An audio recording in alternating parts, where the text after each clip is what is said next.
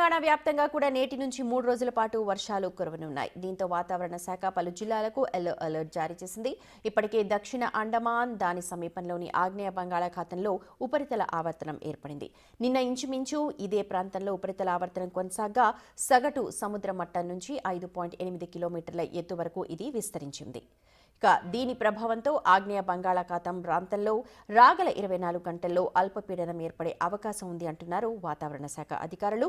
రానున్న 48 గంటల్లో ఈ అల్పపీడన ప్రాంతం పశ్చిమ వాయువ్య దిశగా కదిలి పశ్చిమ మధ్య బంగాళాఖాతం ప్రాంతంలో వాయుగుండంగా మారే అవకాశం ఉంది.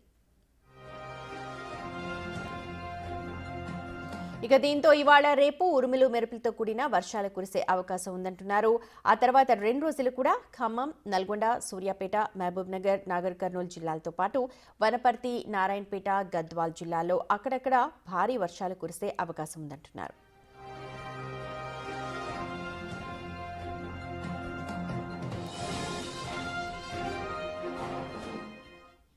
బంగాళాఖాతంలో ఉపరితల ఆవర్తనం కొనసాగుతోంది. దక్షిణ అండమాన్ సముద్ర తీర ప్రాంతాల్లో కూడా కొనసాగుతోంది.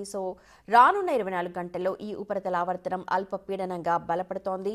ఏపీలో దాదాపు 14 జిల్లాల్లో కూడా వర్షాలు కురిసే అవకాశం కనిపిస్తోంది.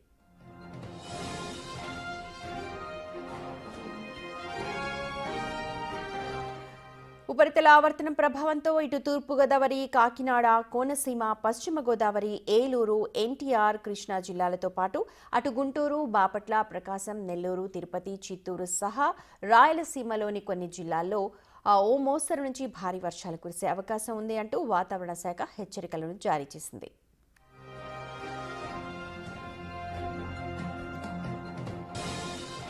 ఉపరితల ఆవర్తనం ఎఫెక్ట్తో సముద్రంలో 45 నుంచి 55 కిలోమీటర్ల వేగంతో ఈదురు గాలులు వీచే అవకాశం ఉంది అంటున్నారు వాతావరణ శాఖ అధికారులు.